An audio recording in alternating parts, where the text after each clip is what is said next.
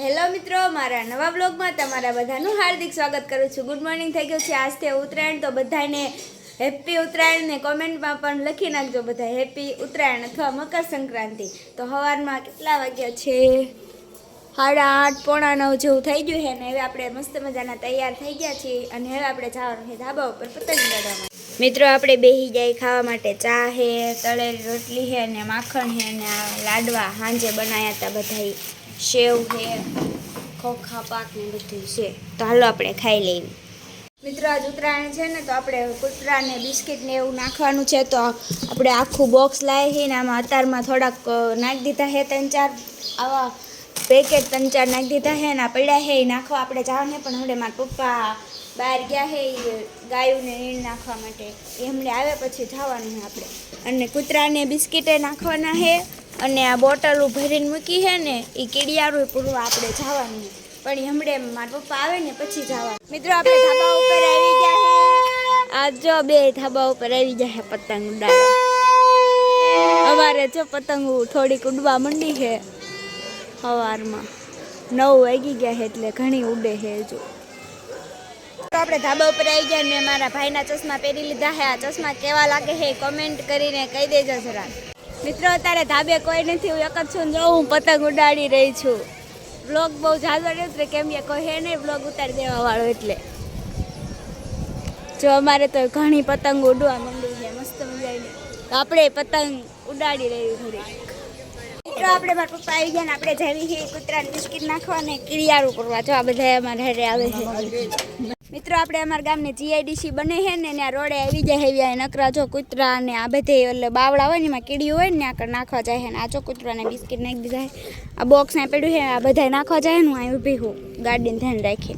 મિત્રો જો એ જીઆઈડીસી બને ને એની આગળ જ તે એટલે કે અમારી નિશાળની પાછળ જ તે જીઆઈડીસી બને, જો આ છે અમારી સ્કૂલ, પછી આ બિલ્ડિંગ નવું બને છે ને આ બાજુ છે પ્રાથમિક છે, અમે પહેલાં ત્યાં જ ભણતા। આ બધું જો મસ્ત મજાનું આ બાજુ વાતાવરણ પોટા મસ્ત આવે એવું બધું એ મસ્ત છે, રોડ ટુ હેવન જેવું જ લાગે, પણ આ બાજુ 2 બાજુ પાણી નથી ભર્યું ને એટલું જ તે। આ જો બધા બિસ્કિટ નાખ્યા છે, હવે આગળ જઈને પછી નાખવાના છે। મિત્રો આપણે જીઆઈડીસીમાં નાખી દીધા છે, આ છે આપણી નિશાળ ને હવે આ બાજુ જવાનું છે, ખોડિયારમાં મંદિર છે ને એ બાજુ છે। મિત્રો આ છે અમારી નિશાળ, આ બાજુ જીઆઈડીસી બને છે, પછી તો ગામની પતંગ ઉડે દેખાતી છે, થોડી ઉડે છે તો પણ અત્યારે બહુ આ બધું દેખાય। આ હે રામાપીરનું મંદિર તો હે પણ એક ચબૂતરોય બનાવ્યો।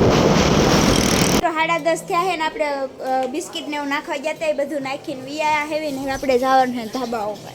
મિત્રો હું ધાબે જાઉં, આ બધી વસ્તુ જો ખાવાની લઈને, ડાળિયા પાક છે, સિંગ પાક છે, ડાળિયાના લાડવા છે, બધું લઈને ધાબે જવું, ઘણા બધા છે તો એટલું જ જોશે।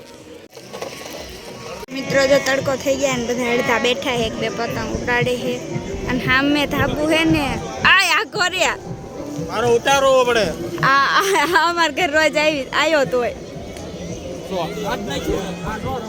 આ અમાર ભાણો હે।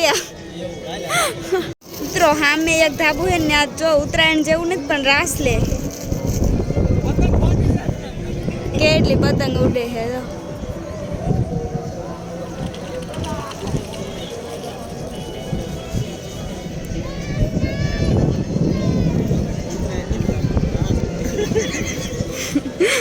આવડા 2 મારા દાંત કાઢે વિડીયો ઉતારો ને તમે।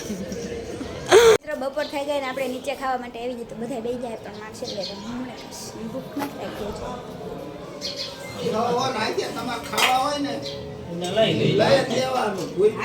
મિત્રો બાર બધા મહેમાન આયા છે ને તો આપણે આવી જાય ચા બનાવવા માટે।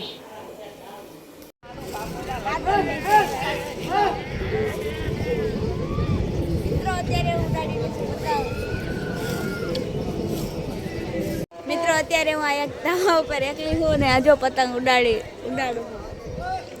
એ કોઈ વિડીયો ઉતારવાનો નથી એટલે બહુ વિડીયો નહીં ઉતારીશ। આ તો હેઠેથી માં શાળા પાડે છે મિત્રો। મિત્રો 5:45 થઈ ગયા છે અને હું ધાબા ઉપરથી નીચે વી ને રાંધવાનું। મિત્રો મહેમાન રોકાણા છે ને તો હું ધાબેથી બોલાવી લીધી નીચે, હું મરચું ખાંડું છું અને મારી મમ્મી આ બાજુ લોટ બાંધવા બેસે છે। મિત્રો આપણે મારી મમ્મી યારે પ્રેન્ક કરવા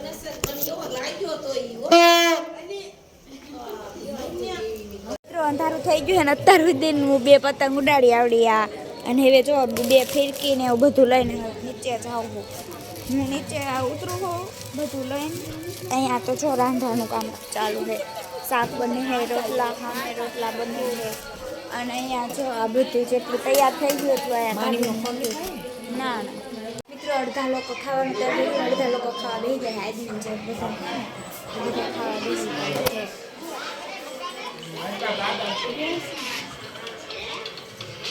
જો આ પંપુડું લઈને ને એક જણા પ્રેન્ક કરવા બહાર જાઉં